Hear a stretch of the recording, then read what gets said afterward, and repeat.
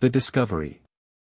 The storms of Rooney 7 never whispered, they screamed with teeth of ice and fury.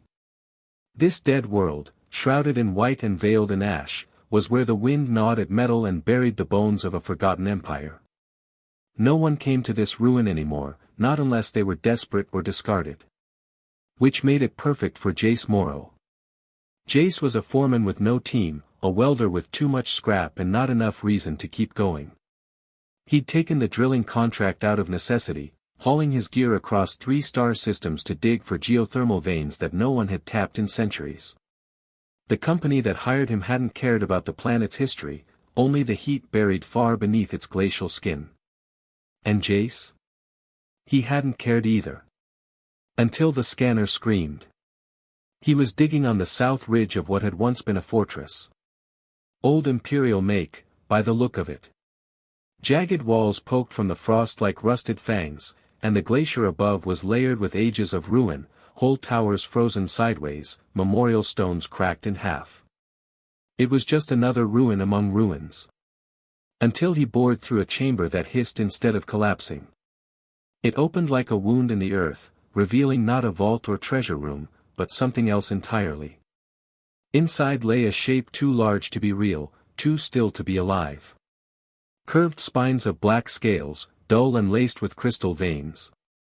A skeletal crown that looked like horns but somehow regal, built, not grown. The cryoglass chamber was layered in frost, its walls lined with imperial sigils. Ancient circuits blinked weakly, and a biometric readout pulsed one word again and again, BRALTH. Jace stared for a long time, breathing too fast, his palm pressed against the old diagnostic slate. It took him hours to parse the archaic language, hours more to decode the burial orders. They were brutal and clear. Subject Z-09, Brolf. Apex Class Predator. Disobedient. Dangerous. Condemned to permanent cryo for defying her sovereignty's absolute command. Do not resuscitate. It should have been left alone. The smart thing would have been to seal it back up and pretend he'd never found it. But there was still a heartbeat on the scanner. Slow, defiant, waiting. Jace stood at the frost-covered glass and whispered, "Why the hell are you still alive?" The awakening. The vault was wired to kill. If the chamber was breached, everything inside would be incinerated. Jace bypassed the failsafe with steady hands and shut off the life support systems that had kept the creature in limbo for 2,000 years. Then, very carefully, he thawed the regulator lines and piped heat back into the cryocore. Not because it was smart. Not because it was legal. But because something about that frozen beast's face didn't look monstrous, it looked betrayed. He wasn't ready for what happened next. Steam poured across the floor like ghosts, hissing through cracks in the plating as the frost began to break. A groan echoed from the vault walls, not mechanical, but organic. The kind of sound that shouldn't exist. A heart that should have stopped. A breath that shouldn't be returning.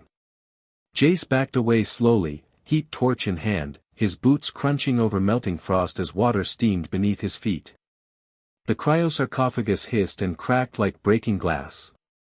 One of the armored panels exploded outward with a shriek of metal fatigue. Inside, the coils of scale began to move. The thing unfolded like a god waking in agony.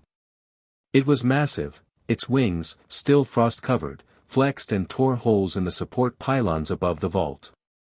Its claws dug into the floor, cracking obsidian tiling like parchment. When the dragon's eyes opened, they weren't wild. They were calculating. Ancient and sad. Brolf exhaled, and the steam from his throat was hotter than any forge Jace had ever worked. The air vibrated with something older than language. Jace stayed still, torch ready, shoulders square, prepared to run or die. The dragon's voice rumbled from deep within, not through sound waves, but through the walls themselves. You are not her. Jace blinked. Her. The beast's jaw flexed. Velikara. Empress of silence and scorn. She who carved obedience into bones and called it loyalty. Jace's throat tightened. You were left here. Banished. Banished, Brolth corrected, for refusing to burn the innocent. Jace lowered the torch. You made a choice. Brolth nodded, slow and heavy, as if remembering hurt more than pain. She told me mercy was weakness. I proved her wrong. And so she buried me alive. Jace stepped forward slowly. The dragon didn't move. I'm not her, Jace said again. I'm not from her empire. Brolth tilted his head, and something passed through those ancient golden eyes, something between disbelief and awe.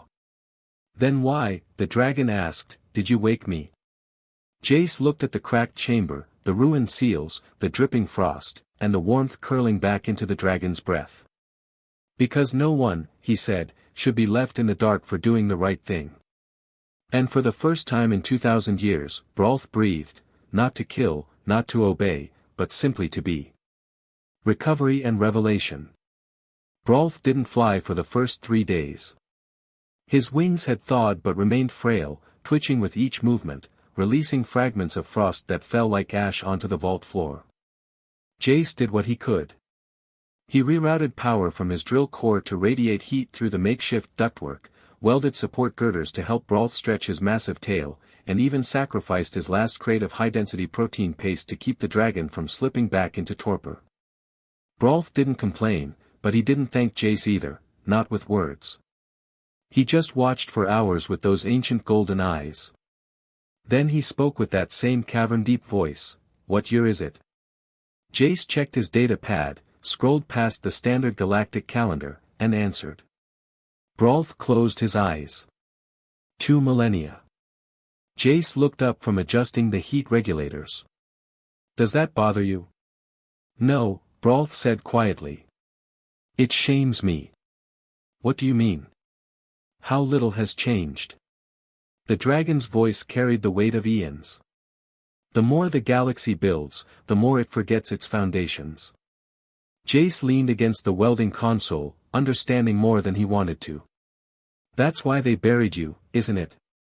They buried me, Brolth said, his eyes opening to stare at the chamber ceiling, because I chose to remember what we were supposed to protect instead of who we were supposed to obey. On the 4th day, when Brolth could finally stand without trembling, he walked out of the vault for the first time in 2,000 years.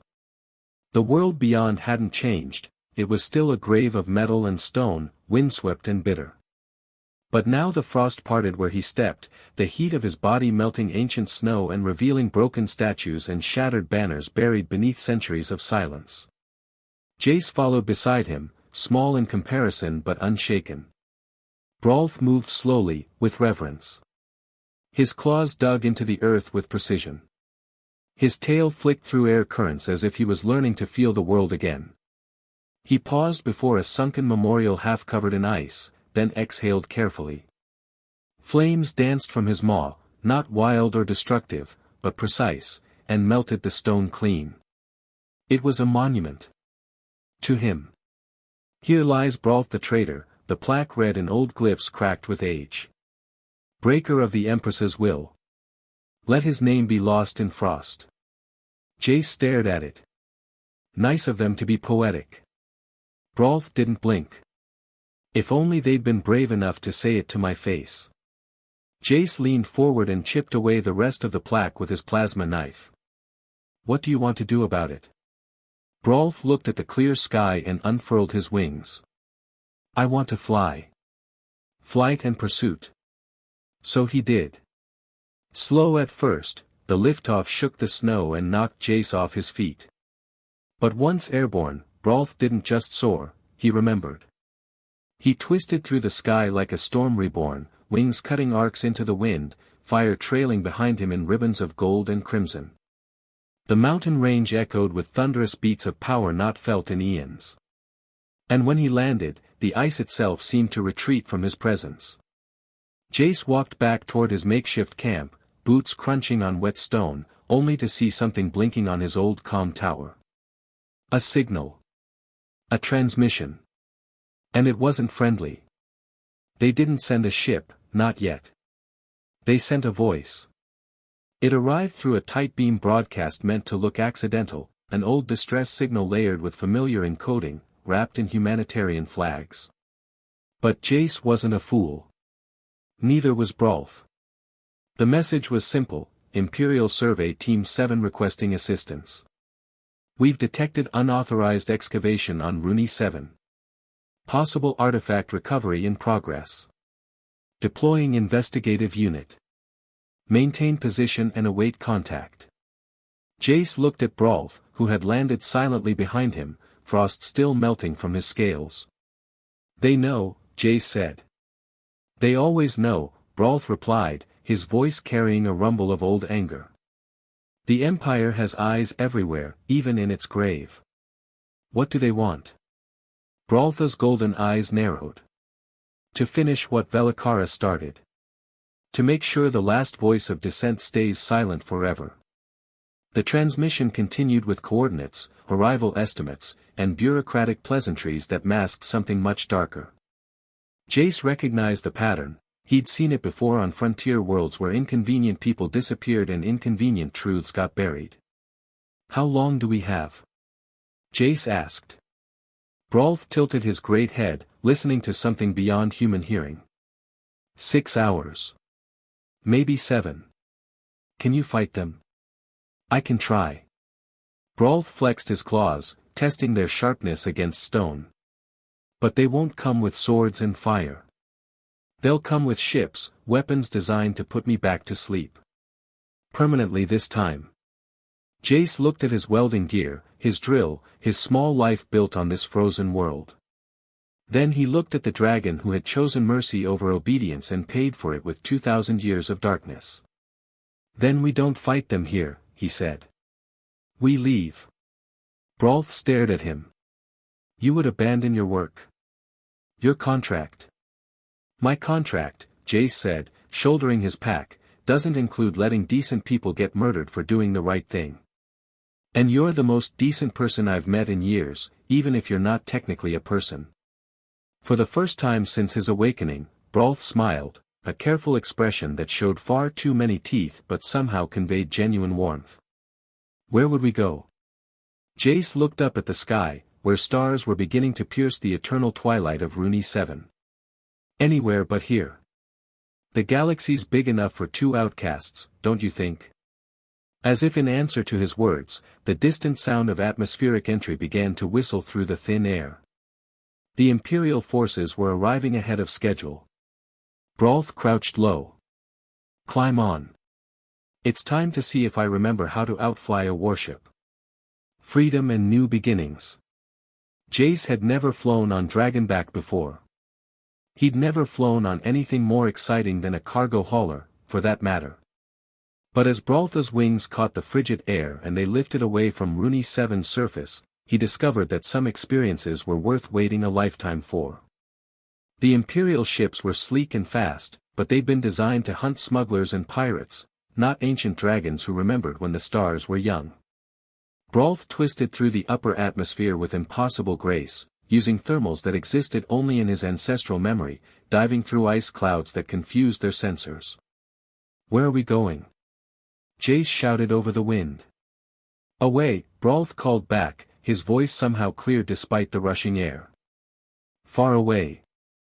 They broke through the atmosphere as pulse cannon fire lit up the space behind them. But space was vast, and Brolf was patient. He glided on solar winds, using the gravity wells of dead moons to slingshot them toward the outer rim territories where Imperial authority grew thin. 3 days later, they landed on a world whose name had been forgotten but whose green forests and blue rivers spoke of life triumphant over death. There were no cities here, no colonies, no Imperial flags. Just quiet valleys and ancient trees that had never bowed to anyone's sovereignty. Jace set up camp by a stream while Brolf explored the forest, marveling at creatures that feared nothing because they had never learned to fear. For the first time in longer than he could remember, the dragon's laughter echoed through the trees, not the bitter sound of the awakened, but something warm and wondering. What will you do now? Jace asked one evening as they sat by their campfire, the dragon's great bulk making a comfortable windbreak. Learn, Brolf said simply. For 2,000 years, I dreamed of the galaxy I'd lost. Now I want to discover the galaxy that exists. And the Empire? What if they find us? Broltha's eyes reflected the firelight like golden mirrors. Let them come. I'm not the same dragon they buried. I've remembered something they tried to make me forget. What's that? That mercy isn't weakness. It's the strongest thing in the universe. Strong enough to wake the dead. Strong enough to give second chances. Strong enough to build something better than what came before. Jace poked at the fire with a stick, sending sparks spiraling up toward the stars. Think we'll see others like us out here? Other people who chose the hard right over the easy wrong? I hope so, Brolth said. The galaxy is full of frozen vaults and buried truths. Someone needs to dig them up. As if summoned by his words, a distant signal flickered across Jace's portable comm unit. A distress call from 3 systems over. Not Imperial, something else. Something that sounded desperate and discarded. Jace looked at the signal, then at Brolth, who was already stretching his wings. Ready for another rescue? Jace asked. Brolth smiled that careful, toothy smile. Lead the way, friend. And so they did. Not as conquerors or destroyers, but as liberators of forgotten souls and speakers of buried truths. Across the Rim territories, stories began to spread of the dragon and the welder who appeared wherever tyranny tried to bury compassion. Some called them myths. Others called them heroes. But to those they saved from darkness, they were simply hope with wings. Years passed. The Empire searched but never found them. Velikara's successor issued bounties and threats, but the Outer Rim had learned to protect its own. And somewhere in the vast tapestry of stars, 2 unlikely friends continued their work, waking the sleeping, freeing the buried, and proving again and again that mercy, once awakened, could never be put back to sleep. In the end, that was all the victory they needed. The end.